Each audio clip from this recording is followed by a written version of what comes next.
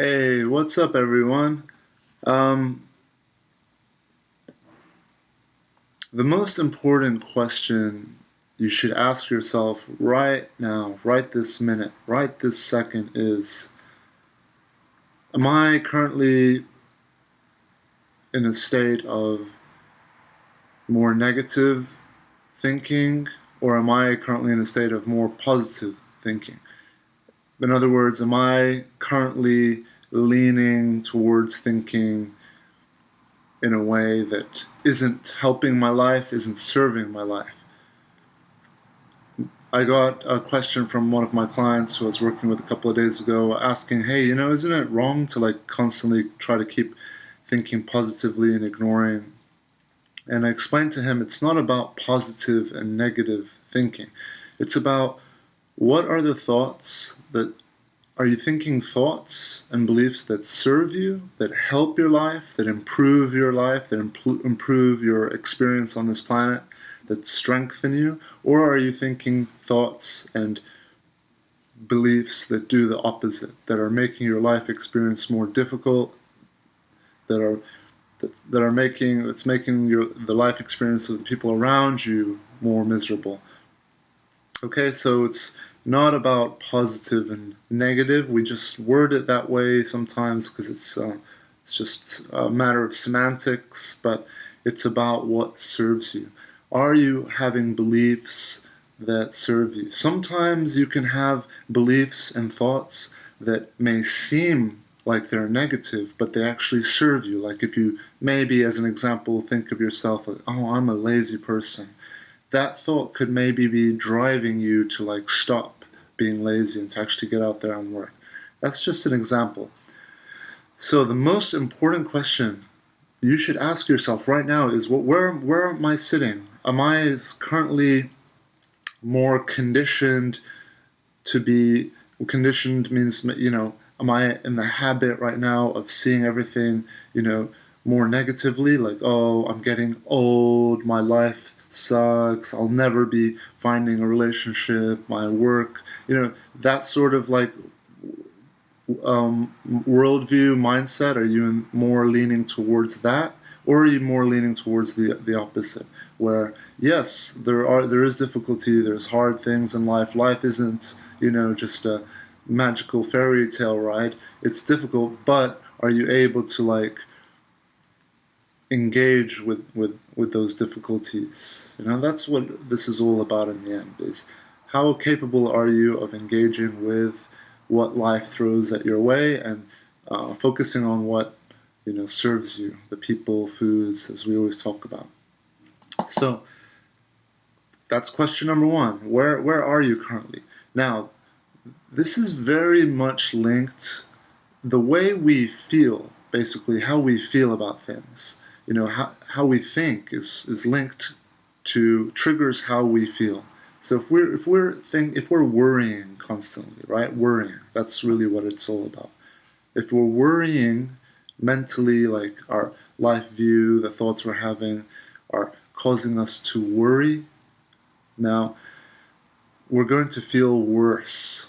Well, why is it that we feel worse? Because very linked to the way we think and see things, see the world, see ourselves, everything, the way we think and see everything is linked to how we feel. Because we have this energy source, and this energy source is like a well. And every day this well is naturally is filling up. Imagine it's coming from the center of the earth. There's tons of water, and it's just everlasting. It's just coming up, and it's filling up the well. And we're depleting that well in many different ways. Worrying is one of the biggest ways that we deplete and we leak our energy and our power. So when we have low energy, it tends to cause us to lean more towards bitter, negative thinking, worrying, and having a worldview that doesn't serve us. A self-view, self-image view, a view of people around us, a view of just everything that's going on, we tend to lean more towards bitterness, worrying, and a way of living and thinking and seeing things that doesn't serve us. Whereas when that energy well is more full, and there are plenty of reserves, we tend to feel very differently, think very differently. Everything is different. Now, what are the different things that will fill this well up? It's not just one or two things. We're, remember, quite complex beings, and there are several different things that will fill this well up. Some basic ones are just food, just physically being nourished helps tremendously. So I would write these down if people are long-time subscribers of this channel and are practicing a lot of what's on here.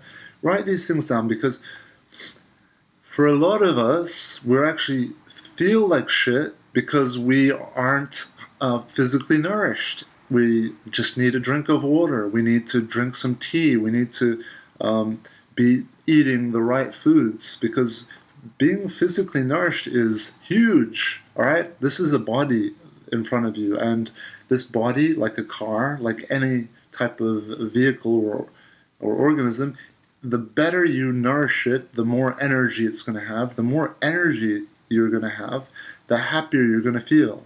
Okay, so that's a no-brainer, but you'll be surprised how many people neglect their body and suffer. You will wind up having pain, neck and shoulder pain. So the body is a huge topic I rarely talk about because there are plenty of channels out there, but I think I will soon, because the way that I live is different to what I see online and everything. So it's always good to share just things that work for us. So nourishing your body, it's a huge thing. Okay? But it's not just that. There's also being emotionally nourished. Emotionally nourished means, do you have people who care about you? Do you have people that love you? That's all about family, friends, your social group, whether you're in a relationship or not. But above all those things, it's about self-love. It's about, do you care about yourself? Are you taking care of yourself? Self-love is the root of that of being emotionally nourished. There are hundreds of thousands, if not millions, of people who are practicing, let's call it spirituality, at a very high level, and they are very self-sufficient. They feel very well nourished. That well is full. And they might not have a relationship, they may be single, they may not have many friends or family, but they still feel full and energized. Okay? So self-love is a big one, the top of the list for being emotionally nourished. But then having friends, having family, what's wrong with that? There's nothing wrong with that. If you can, that's great. And making sure they're high-quality relationships. Even if it's your friends and family, learning how much distance you should have. Distance management, relationship management.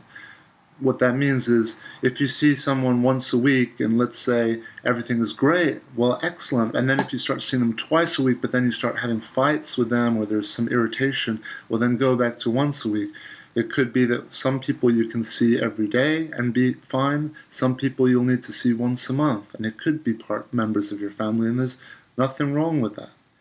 And that doesn't mean that you have to cut or end relationships. Just find what is that magical amount of distance that will keep your relationship in a way that serves you, it serves them, and it's a positive, strengthening relationship where both people are strengthening each other. That's what a great relationship is. It's when two people strengthen each other's lives, energize each other. Okay, so we've covered physically being nourished with food, water, all those types of things. Emotionally being nourished. Now, financially being nourished, very important. When we have financial stress in our life, it's going to cause us to worry. Okay, it's going to cause us to have that bitter, worrying, negative outlook on ourselves, on people, on life, on everything. Okay? So our finances is a very important factor. Life isn't all about money, okay? Money is the modern day version of coming home with, you know, like a hunter-gatherer would with, a couple of deer, or all these nuts and fruits and vegetables, being able to provide. Money is a tool. It makes you more able. It makes you more capable. It can help improve your health so that you can pay more money on better quality foods. It can help with so many things. I don't need to go into how important or how helpful money can be, right? But using your money wisely is important. There's a lot of people that will blow their paycheck on a weekend of, just partying and drinking and all of that. If it serves you, then fine. But 8 times out of 10, it's not. From my experience, from the people I work with. So money is very important. And it's very important.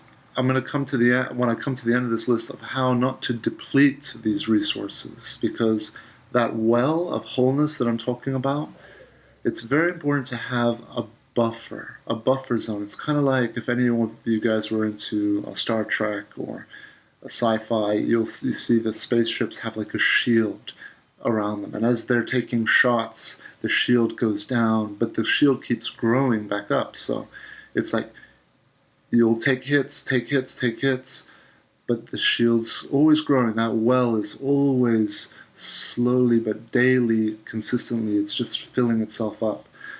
So what's very important with this is that as the shield, or as your well is growing stronger, you don't want to deplete it to the point where it's completely gone, because that's when you'll start taking damage, right?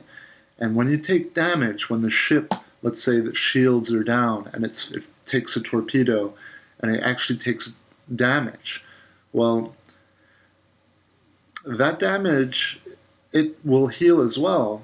It's not a bad story, but that's going to take longer to heal. And I'm going to come back at the end of this to how this is linked with like your physical, health, mental health, and financial, okay? So always try to keep that buffer. A lot of us, we have difficulty with that. We deplete, and we're always at the core of the spaceship without any shields. And then we take a lot of damage, mental damage, financial damage. We stress ourselves out, okay? I'll come to that in a bit. So far we've covered food, the physical nourishment, emotionally being nourished, financial nourishment, mentally being nourished. Very important. I've mentioned this in previous videos that it's very important as part of that well that we are mentally challenged, that we are mentally stimulating ourselves. Mentally, we have goals, right? We have healthy struggles, as I mentioned once in my video. We're all very intelligent beings. Some of you may be shaking your head and thinking of people you know and thinking, no, we're not. A lot of us are stupid. We're very complex, very intelligent creatures, and we need to be challenged. And if we're not being challenged mentally, we tend to cause problems. We tend to create drama.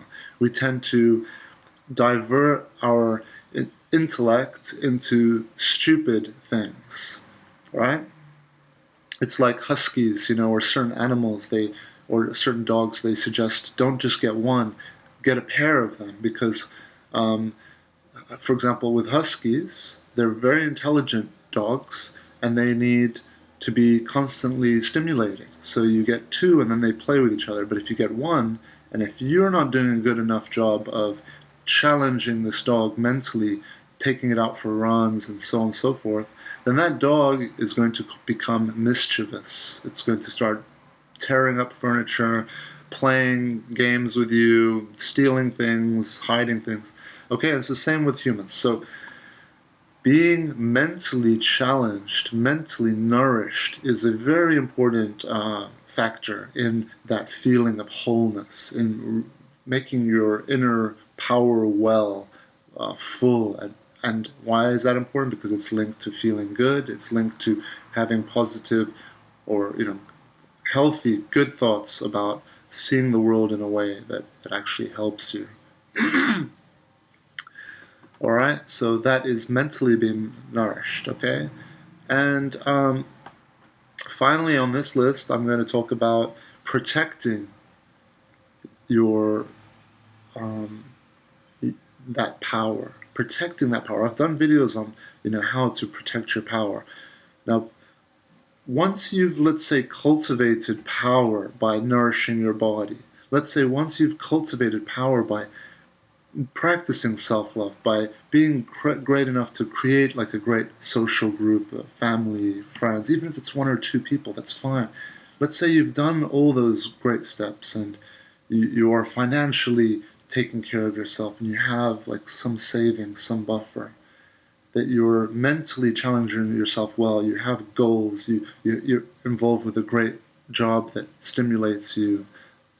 Let's say you're doing all that. Now it's important to protect your power, protect and allow it to build, like savings. Let it grow. It's like I said, it's like the shields of that starship. Let it grow and grow and grow and grow, because then you'll be able to take more. You'll be able to take more impacts. You'll be able to take more negativity from people out in the world. You'll be able to, if you're meeting dicks and people who are draining, and just because that's the world we live in, most people sadly are going through a lot of difficulty, and it reflects in their behavior. There's jealousy. There are people who are miserable and sad who aren't taking care of themselves, and then they start depleting and draining from others. I talk a lot about the energy vampires out there when it comes to relationships. People call them narcissists. I don't call them that. We're all narcissistic to some degree. This is our experience. This is your life story. You're the star of your own movie. If you're not a little narcissistic, then you're lying to yourself. We're all narcissistic to a degree, and there's nothing wrong with that. It's just that when your narcissism starts to hurt others and hurt yourself, right? It all comes down to what serves you, and what serves you usually serves your environment, because we are part of our environment. So a healthy environment, as they say, rising tides lift all ships. So it starts with you. So let's say you're doing all these things, you're cultivating and you're growing your power, your inner well is getting nice and full, and you start to feel great about things. So protect it. When we start to feel great and we have an abundance, whether it's all those things I listed, money, physical health, good friends, challenging projects and work, and then we feel great in life, we feel excellent, there's that feeling of, oh yeah, I feel great. That's that wholeness feeling. Well, that's usually the time when we start to do bad shit. That's usually the time when we start to oh, you know what, I feel great, I have savings, everything in my life is great, I'm going to watch porn for a year, or I'm going to just jerk off all day long, or I'm going to go and do some gambling, or I'm going to serial date, or I'm going to just do drugs, or I'm just going to drink, or I don't need, or I can stop working, I can stop looking after my health, I can stop all this, right? And then we deplete all that amazing, that the huge, thick barrier of shielding, that protection, that wholeness. We deplete it until it gets to the core, and then when we start taking impacts to the core, that's when we start to feel like shit again. We start to feel poorly again, and then that's when a lot of us, we wake up again. I got a question the other day from someone asking about addictions, and how to break difficult addictions. I've done a lot of videos on this, but I will keep doing them because this is one of the most important topics in our day, facing human beings today. Fasting is very important. This month, I'm not Muslim or anything. My father is. I have family who are. But this month is the holy month of Ramadan. Ramadan is a month where Muslims, they fast. They don't eat anything. It's not only about not eating. It's about not using bad language, not causing harm to people. It's about a month of being pure. As pure as you can. And intermittent fasting now for the last few years is becoming more and more widespread. People are realizing the health benefits, the mental benefits, of fasting. So, in response to that person's question, it's not what really hurts us the most is that makes us feel that depression, that lack of wholeness, that horrible feeling, that a lot of us have experienced, and a lot of you out there may be going through right now, whether it's after a breakup. And it's usually the absence of something highly stimulating and highly arousing, highly exciting, something that has triggered a tremendous rush of endorphins, or just it's the absence of that that's causing us problems, that's causing us that severe pain and suffering and depression. I've talked about it in a lot of my videos that, we'll be happy with water. Like from the day we're born, like water is the best. After you train hard, nice cold glass of water, so refreshing, until someone comes along and gives you a ice cold bottle of, let's say, Coca-Cola or soda, whatever it is. Then it's got like the bubbles and it's cold and it's sweet, it's full of sugar. And now you're like, that is a new level of stimulation. And if someone says, hey, sorry, we ran out of Coke after your marathon that you've ran, and you've been looking forward to that bottle of Coke, and now all they have is water, you're going to be miserable, you're going to be angry, you're going to be pissed off. Your whole day is going to be ruined, and you're going to go ruin someone else's day because you're miserable and pissed off, right? And it's not because water is suddenly bad, it's just that you've now elevated yourself, and that's how addiction is. Addiction plays a terrible trick on everyone who falls into addiction.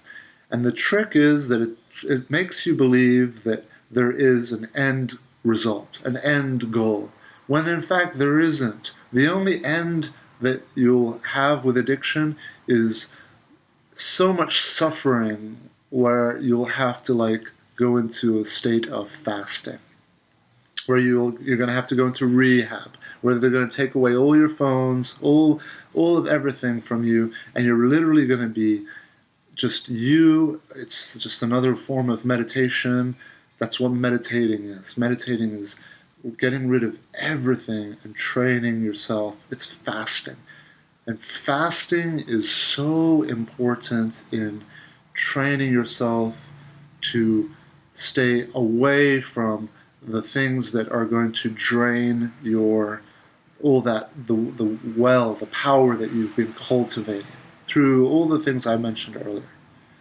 Okay, so you're doing this hard work to build and build and build, and it's the addictions that are like leeches that will come on and start sucking the power out of you until it's depleted.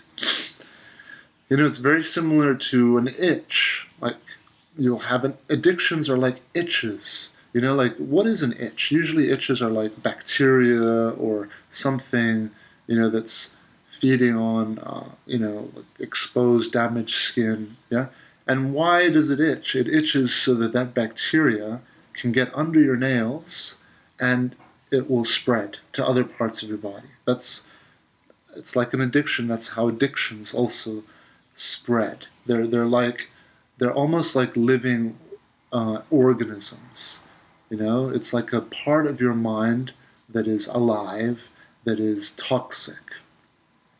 And I believe that it's a part of survival. It's trying to weed people out and keep the strongest, so that the strongest will reproduce. And those who aren't strong enough mentally will eventually just you're going to like wind up I don't know, with decay. You're going to just decay and wear out mentally and physically, right? Unless you're able, you have that strength to like wake up and realize that shit, there's no end result here. It's just depleting me completely. And hey, if you are in that situation and you are suffering, well, I've been there, and everyone has gone there. And in many faiths and religions, it's, they refer to God as, um, ever merciful, constantly forgiving, most gracious, most merciful. Almost all faiths refer to God as ever forgiving. I see God as the world, as nature, as the universe. And it is ever forgiving, because you'll mess up once, twice, 3 times, 1,000 times, but you'll still be given a chance to get your life together, get yourself back on path, on track, on path. So you may go through the cycle of addiction, whether it's porn, sex, serial dating, gambling, food addiction, emotional eating, money addiction, power, control issues, whatever it is. You'll keep doing those things until you find yourself alone again, suffering that horrible pain again, until you wake up and realize that, that you've done that so many times that you realize, what, I finally learned that this has no end goal that is good in my life. And then you wake up and you find like there's the born again Christians, and there's nothing wrong with that. It works for a lot of people. They found a way to like break that cycle for them. Religion, the roots of religion are not bad. Of course, religion's been heavily abused, by evil, power-hungry people. But the roots and core of religion, as I said, fasting. This month is the holy month of Ramadan, and it's a month where Muslims, they fast. And what better way than to have fasting buddies that you can keep yourself in check with, right? I would love to do that someday here. Like, we can all join together and do like a month fast or a week fast, whatever it is, a social media fast or a fast from, sugar or porn. We can all do that together, And it's good when you do it in a community, because everyone keeps each other in check. So let's not get sidetracked. Why am I bringing up fasting? Because fasting is what helps you to create discipline in life, so you don't lose your focus and go down those painful, meaningless rabbit holes that just offer you stimulation and excitement along the way, but trick you into stealing and draining, like a vicious toxic organism leeching off that powerful well that you've taken time to nourish. That well is always going to be filling itself up. That's the gift that we all have. I always say that we're in a constant state of healing. It's just like if you cut yourself, it just starts to heal. Our body is designed to heal. We're like Wolverine. Not as amazing, but slow version of Wolverine. Slow but steady. And all we have to do is allow that power to build, allow that healing to happen so that we feel whole. Remember, there is a difference between a racehorse and a workhorse. A workhorse will be depleting itself physically, that well, but in a physical way, depletes until it gets to the core where the shields are down, and then it starts to damage itself, grind the joints, grind the spine, it starts to wear itself down. And yeah, all that stuff will heal too, but it takes longer to heal. So if it continues to go down that path, that's how a workhorse will become lame, and it's no longer able to be used. It has to be in the barn, or just be a pony for people to play with, kind of thing. Whereas a racehorse works differently. A racehorse will grind hard, but then rest, sleep, be fed properly, be loved, all those things I mentioned. Financially be taken care of, well nourished, have people loving and saying you're brilliant, you're the best horse, I love you, all right? So be very mindful of these powerful tools. Fasting is a powerful tool. Meditation is basically a form of fasting. You know, I've upped my meditation recently now. I just do 5-minute slots now of meditation. I'll put the timer on my watch to 5 minutes, and I'll sit there. And for 5 minutes, we'll focus on just my breathing. And I wanted to end this video talking about meditation, because meditation is, just do it. It's the most important, powerful, secret weapon that you're going to have to bring that power up. Because when you meditate, beginning of this video I talked about worrying. Worrying is what drains your energy the most. Worrying about what your friends are doing, worrying that other people have a great life and you don't, worrying about your ex, worrying who your ex is sleeping with, who she's dating with, worrying. It's when your attention is on something else, not on you.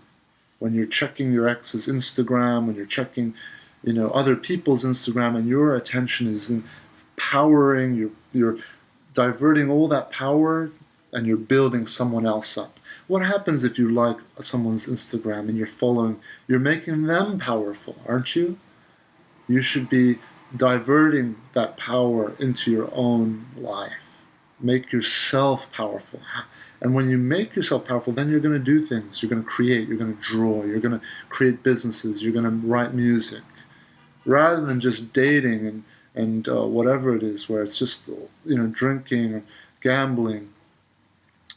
Gambling is a good example, since I brought it up, of how addiction plays this trick on you. A lot of people who gamble become excellent gamblers, poker players, whatever, and they actually wind up making a lot of money at times. But then what happens is they make all this money, but then they want to keep gambling. Because it's not the money, it's not the reward at the end of the day that they are addicted to. This is what I'm talking about when I say that there is no end goal. They have conditioned themselves to the thrill of the ride, the journey of gambling. That's what they've become addicted to. And through practicing it constantly, they have created this habit of needing to gamble. So even if they win like $1 million, a lot of them lose it again, because there isn't that satisfaction. They get the million and they're like, okay, I still want to gamble. I miss that thrill.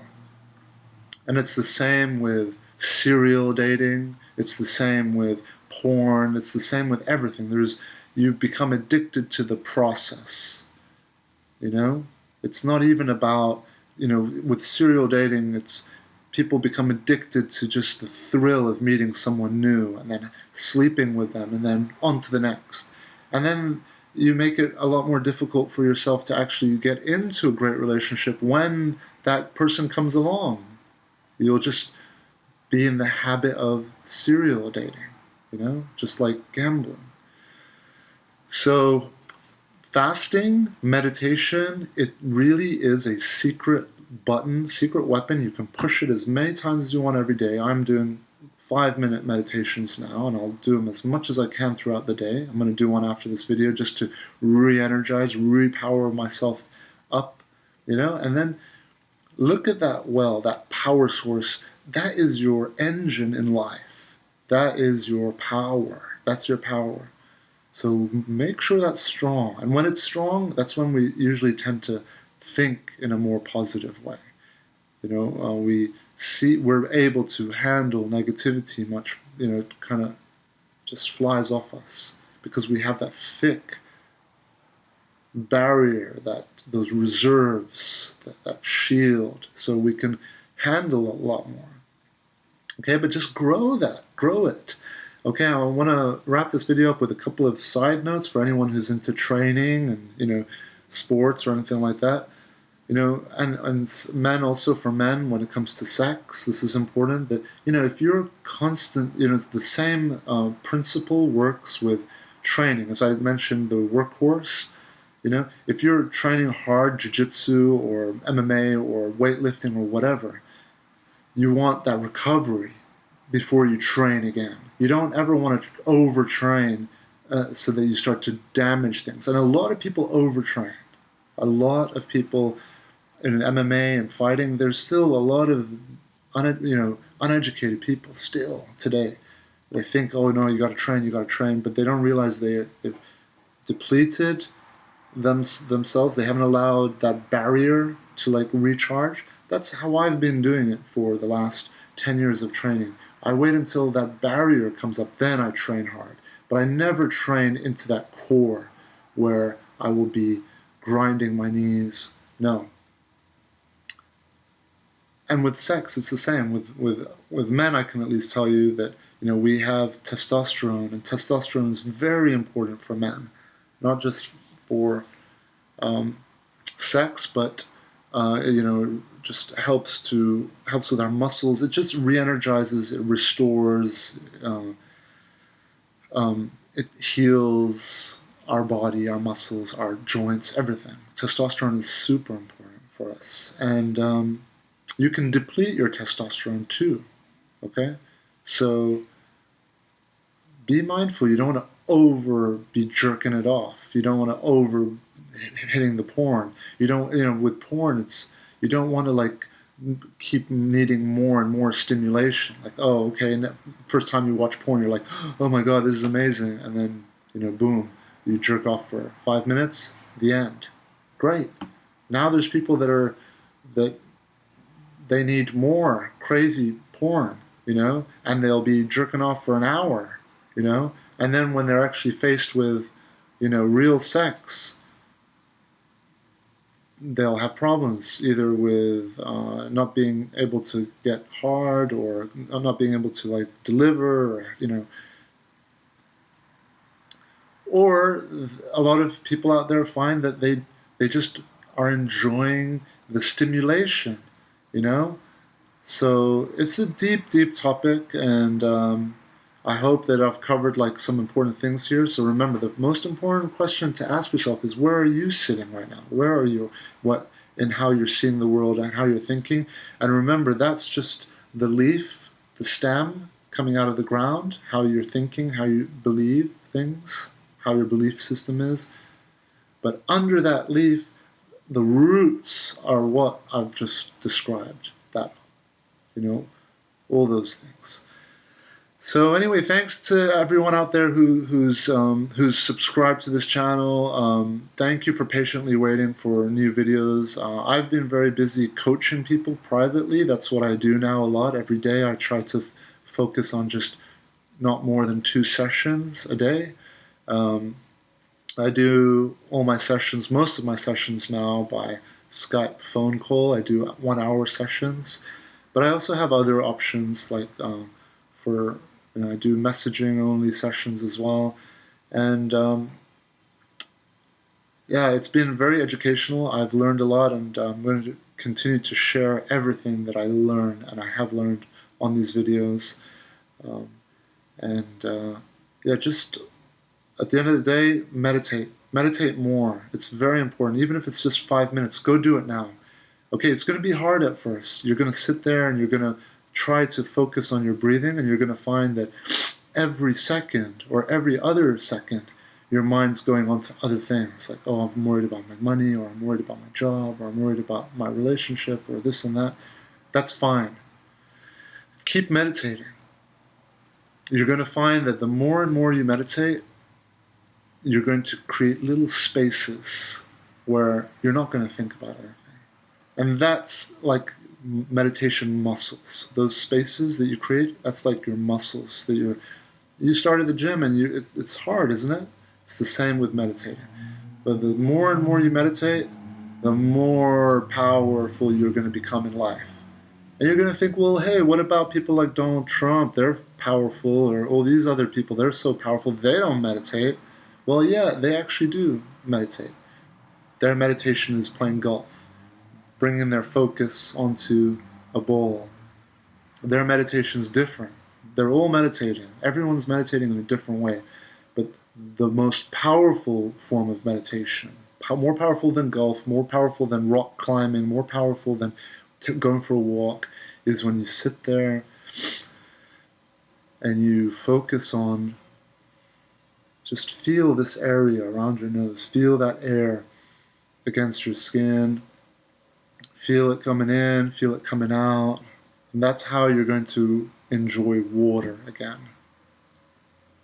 And it's great to enjoy water again, because Coke will be enjoyable and everything else will be enjoyable, but water will also be enjoyable. So remember that I always talked about that line in my older videos, stimulations, if you take them, yes, oh, it's so amazing, but then normal stuff is like depressing. So you can trick yourself and hack your life and make normal stuff even more amazing. Make normal stuff like heroin or Coke by going down here. And what does going down here means? It means go do hard things, fast, train hard, work hard. Fasting or hard training. Do something hard, train for a marathon, train for whatever, and then you're putting yourself in a very hard place so that when you have water, it's like, oh, water is amazing, or oh, just food is amazing, or oh, just sleep is blissful. If you're having trouble sleeping and having trouble enjoying life, it's because you're going up here, and there isn't much more room up there, right? So give yourself plenty of room. I hope it makes sense, and sending out everybody out there a lot of love and power and all the best, okay? Adios for now. Until next time.